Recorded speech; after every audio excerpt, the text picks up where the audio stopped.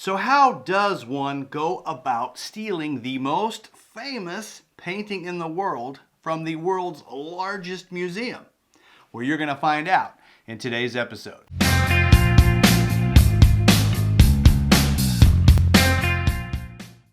I'm Joshua Roberts, attorney at law, and you are watching Lawyer Up. In today's episode, we're going to talk about the stealing of the Mona Lisa, one of the greatest art heists in the history of the world. We're going to first talk about Leonardo da Vinci, the guy who created the painting. We're going to talk about how a painting that was put together in Florence, Italy, wound up being displayed in a museum in Paris, France. We're going to talk about how it was stolen. We're going to talk about how it was returned to the art museum. Now, if you enjoy the episode, hit that like button. If you got something to say, comment below. If you enjoy the content, then subscribe to the channel. And remember, I love it when you share me on social media. So any discussion about the stealing of the Mona Lisa has to start with its creator, and that is Leonardo da Vinci. Now, he was born in the Vinci region of Florence, Italy, hence his name. Leonardo da Vinci, it's Leonardo of Vinci, the region where he was born. He was born in 1452 and he lived until about 1519. He died at age 67 and he was known as a great Italian Renaissance painter. But he was also a scientist, he was a mathematician, he was an author, and he's generally referred to as one of the most diversely talented individuals to have ever lived. Now today, we're of course going to be focusing on his paintings, of which the Mona Lisa, of course, is now the most popular. In fact, it's considered the most popular painting in the world. But Da Vinci also painted The Last Supper, which is considered the most reproduced painting of all time. Now, the Mona Lisa was painted over the course of 4 years between 1503 and 1507. So Leo would have been in his mid-50s when he painted it. So this is one of his later paintings. Now, there's a great debate over who is depicted in the painting. And most people think it was the portrait of the wife of an Italian nobleman named Lisa. After all, Mona, that's the title that in Italy they give to married women, like Mrs. So this was Mona or Mrs. Lisa. Lisa was her name. Now, some people say that the painting is a picture of Da Vinci himself as a woman. And that debate, of course, goes beyond the scope of what we're talking about today, but it is an interesting discussion. Now, interestingly, the painting of the Mona Lisa was not widely regarded at the time of its creation. And remember, we're going back about 500 years to when this was originally painted. Now, today, the Mona Lisa's value is considered priceless. It's insured by the Louvre in Paris for over $660 million. So that's the value the insurance company has put on it, but they consider it priceless. It's that valuable of a painting. Now, the big question that nobody seems to ask is, how does one of the greatest paintings of all time that was painted in Florence, Italy, get all the way over to Paris, France? And it's a great story. So we have to go back to Rome, Italy, about 1510 or so.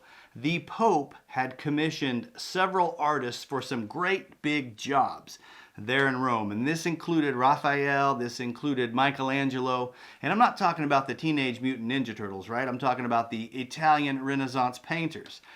If you recall Michelangelo, he painted scenes from Genesis on the ceiling of the Sistine Chapel there in Rome. He painted the Last Judgment on the altar wall, and he was also the architect for the St. Peter's Basilica. A lot of work and a lot of important work. Unfortunately, Leonardo da Vinci was left entirely out of these important projects there in Rome.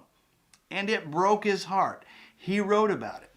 He said basically Italy built him up and then Italy tore him down. But you know who did value Leo? The King of France, who was aptly named King Francis I.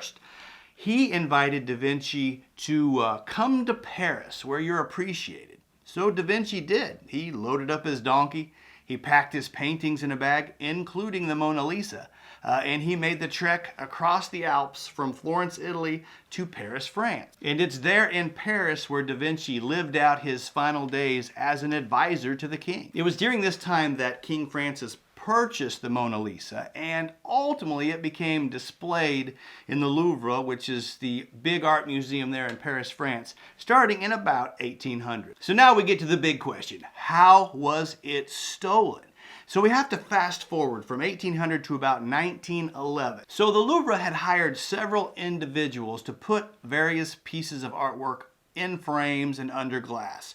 And one of the guys hired was an Italian named Vincenzo Peruggia. And Peruggia was actually the guy that put the Mona Lisa in its frame under glass and hung it on the wall in one of the many art galleries there in the museum. Now back in 1911, the Mona Lisa wasn't considered all that popular. It was hanging on a wall surrounded by other pictures. It didn't have its own gallery like it does today. So on August 21st of 1911, Peruggia and his two brothers that were working at the museum simply didn't go home. They stayed the night hidden in a storage closet. And they waited until the museum closed.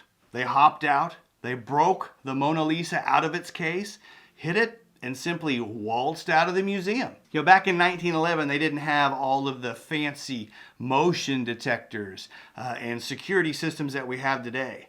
The Mona Lisa now is protected by heat sensors and light sensors and motion sensors and all kinds of sensors. Well, they didn't have those types of things back in the day. And famously, nobody even noticed that the Mona Lisa was gone for over 24 hours. But when it was discovered, the story exploded around the globe. And it wasn't so much that it was the Mona Lisa that was missing, but that someone actually stole artwork from the Louvre in Paris, France. And so nobody really anticipated the worldwide interest that the theft of this painting would draw. The Mona Lisa's face was plastered on every major newspaper around the globe. Obviously, Peruggia saw this and he knew that, whoa, this painting is way too hot to try to move. So what did he do? Well, he decided it was essentially useless in the moment, and he hid it in a trunk in his loft for over 2 years. And during that time, the crime remained unsolved. And detectives actually interviewed Peruggia, who wasn't at work the next day, and said, hey, where were you at? And he said, well, I got drunk and I overslept, and they bought it. So they let him go. But you know who they did arrest and question? Pablo Picasso. Now, he ultimately had an alibi, so they let him go. But he had been known to dabble in the underworld of stolen art. So after a couple of years, all the hubbub died down, and Peruggia thought, well, maybe I can move this painting now. So Peruggia took the trunk with the painting, he got on a train, and he traveled from Paris, France, back to Florence, Italy, basically the home of where the painting came from. He took the painting into an art dealer hoping to sell it to the dealer. The dealer took one look at it, went in the back room, and wound up calling the cops because that was the Mona Lisa. So Peruggia was ultimately arrested for its theft. Now, ultimately in court, he said what he was trying to do was to return the Mona Lisa to its rightful place of origin, back to Florence, Italy. And the judge must have bought it at least a little bit because he only received 8 months prison for stealing the Mona Lisa. But from that point, the painting was taken back to Paris, France, where it was returned to display at the Louvre. Now today, the Mona Lisa has its own gallery. It's the only painting in its own room. It's viewed by over 6 million people every year. And as I mentioned, it's protected by motion sensors, heat sensors, light sensors, and bulletproof glass at this point. So good luck stealing it today. Well, that's the story of the Mona Lisa. It was painted back around 1500. It was virtually ignored for about 300 years until it was placed in the Louvre in about 1800, where it hung for another 100 years before it was stolen. And at the time it was stolen, its theft made it the most popular painting of all time. And ultimately, it's kind of funny how the theft of the piece ultimately propelled it to being the most expensive piece of artwork in the world today. Well, that's the episode. I hope you enjoyed it. If you did, hit that like button. If you got something to say, comment below. And if you enjoyed it, hey, subscribe to the channel. I'm Joshua Roberts, attorney at law, and you've been watching A Lawyer Up. Send lawyers, guns, and money.